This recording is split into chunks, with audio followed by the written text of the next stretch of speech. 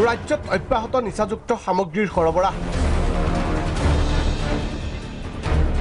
পল্টন বজাৰ ৰেলৱে ষ্টেচনত জব্দ বৃহৎ পৰিমাণৰ নিষিদ্ধ ফেন্সিডাইল আটক 3 সৰবৰাহকাৰী হয় মহানগৰীৰ ৰেলৱে আৰক্ষীৰ বৃহৎ সফলতা সোমবাৰে জিআৰপিৰ এক বিশেষ অভিযানত পল্টন বজাৰৰ ৰেলৱে ষ্টেচনৰ পৰা জব্দ কৰে 1050টা নিষিদ্ধ ফেন্সিডাইলৰ বটল আটক এই 3টা সৰবৰাহকাৰী উল্লেখ্য যে সোমবাৰে দিল্লীৰ পৰা মিজোৰামলৈ ৰেল যোগে এই বৃহৎ পৰিমাণৰ ফেন্সিডাইলখিনি লৈ অনা অৱস্থাতেই জব্দ কৰে ৰেল আৰক্ষীয়ে কালি ইভিনিং 7:30 বজাত 1 নম্বৰ প্লেটফৰ্মত 3জন সাসপেক্টেড লোক আমি দেখা পাইছিলোঁ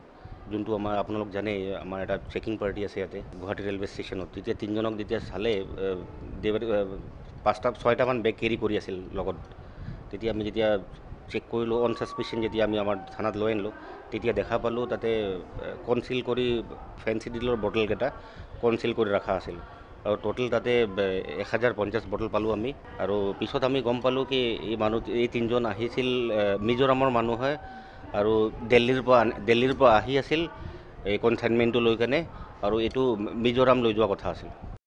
ইতিমধ্যে ৰেল আৰক্ষীয়ে আটক কৰা 3 সৰবৰাহকাৰী সোধা পোছা অব্যাহত ৰাখিছে লগতে নিষিদ্ধ ফেন্সিডাইল সৰবৰাহৰ চক্ৰটোৰ ওপৰত আৰক্ষীয়ে তদন্ত তীব্ৰতৰ কৰিছে